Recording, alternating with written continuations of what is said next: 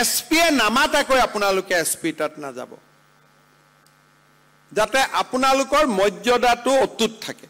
বোলে অনু কনিষ্টবলজনক ট্ৰান্সফাৰ কৰি দিয়ক অমুক এছআইজন ভাল নহয় এই বিষয়টো 6 মাহত যেতিয়া মিটিং হ'ব তেতিয়াহে তেওঁ ক'ব কাৰণ আমি আপোনালোকক এখন মৰ্যাদাৰ আসন দিব খুজিছো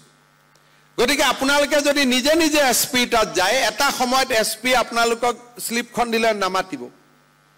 তেওঁ ইৰিটেট হৈ যাব বোলে এই মানুহজনে এইটো কামতহে লাগি থাকে 6 মাহত যিদিনাখন এছপি আপোনালোকক লগ পাব যিমান কথা আছে গোটেইখিনি তেওঁ ক'ব কিন্তু প্ৰতিদিনৰ ভাল বেয়া চাবৰ কাৰণে ওচিৰ ওপৰত ডিএছপি আছে ডিএছপিৰ ওপৰত এডিশনাল এছপি আছে সৰকাৰী চেইন অফ কমান্ড আমাৰ আছে গতিকে এই ব্যৱস্থাটো সৰকাৰী চেইন অফ কমান্ডক ৰিপ্লেস কৰিবৰ কাৰণে নহয় যদি আমি মনত ভাবিলো যে আমি কৈ দিম এছআইজনক ট্ৰান্সফাৰ কৰিব কলো এছপিয়ে কৰা নাই এই ধৰণৰ ইগোত আমি যাব নালাগে পুলিচৰ ট্ৰান্সফাৰ পোষ্টিং এই বিষয়বস্তুৰ পৰা আমি দূৰত থাকিম আমি যি হয় যদি কোনোবা ওচি আমাক কোঅপাৰেট কৰা নাই কথা কোৱা নাই ব্যৱস্থা কৰা নাই আপোনালোকে এছপিক 6 মাহৰ মূৰত ক'ব পাৰিব আৰু মাজে মাজে অসম আৰক্ষী আপোনালোকক এনেকুৱা বৈঠকত নিমন্ত্ৰণ কৰিব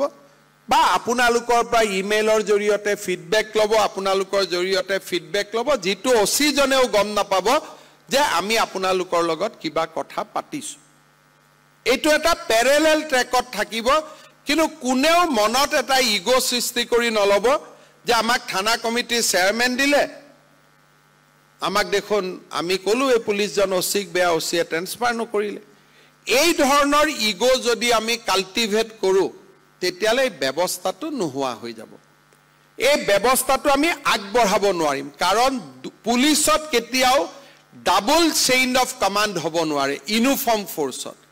ইউনিফৰ্মত চেইন অফ কমান্ড এজনেই থাকে দ্যাট ইজ দা এছপি যদি সেকেন্ড চেইন অফ কমান্ড হৈ যায় তেতিয়ালে গণ্ডগোল হৈ যাব আৰু কোৰ্টত তেওঁলোকে গৈ কেতিয়াও ক'ব নোৱাৰে যে থানা কমিটিয়ে কোৱা কাৰণে আমি এনেকুৱা কৰিলো কাৰণ কোৰ্টত তেওঁলোকে অকল এছপি এডিশনাল এছপি ডিএছপি কথাহে ক'ব পাৰে বাকি ক'ব নোৱাৰে it is a consultative mechanism আলোচনাৰ মাধ্যম আলোচনাৰ মাজেৰে নাগৰিকৰ সমস্যা সমাধান কৰাৰ মাধ্যম ইয়াক আমি কেতিয়াও অথৰিটিলৈ কনভাৰ্ট কৰিব নালাগে দুই এজন থানা কমিটিৰ চেয়াৰম্যান নিযুক্ত হোৱাৰ পিছত মোক কৈছে যে স্যাৰ আমি থানা কমিটিৰ চেয়াৰম্যান হলো আমাক সিকিউৰিটি দিয়ক এই ধৰণৰ ব্যৱস্থাত যাতে একেবাৰে নুখুমায় কাৰণ আমি সিকিউৰিটি ৰিস্ক নথকা মানুহকহে চেয়াৰম্যান দিছো যাক ৰাইজে সন্মান নকৰে যাক মানুহে মাৰিব পাৰে পিটিব পাৰে কেনেকৈ থানা কমিটিৰ চেয়াৰম্যান হ'ব গতিকে সিকিউৰিটি যাব নালাগে আৰু আপোনালোকে জানে যে মই ডিজিপিক মাজে মাজে কৈ থাকো মোৰ পৰাও সিকিউৰিটি বিলাক লৈ যাওক কাৰণ পুলিচৰ কাম মানুহক সিকিউৰিটি থাকা নহয় বিশেষ পৰিস্থিতিত আমাক সিকিউৰিটি দিয়ে মইতো ডিজিপি এছবি এডিজিপি লগত মোৰ কাজিয়াই লাগি থাকে যে সিকিউৰিটি কমাক কাৰণ সিকিউৰিটিয়ে আমাক ৰাইজৰ পৰা দূৰত লৈ যায়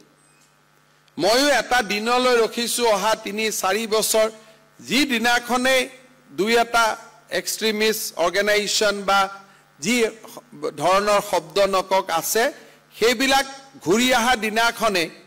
মন্ত্ৰী সিএমৰো সিকিউৰিটি উদ্ৰ হৈ যাব লাগে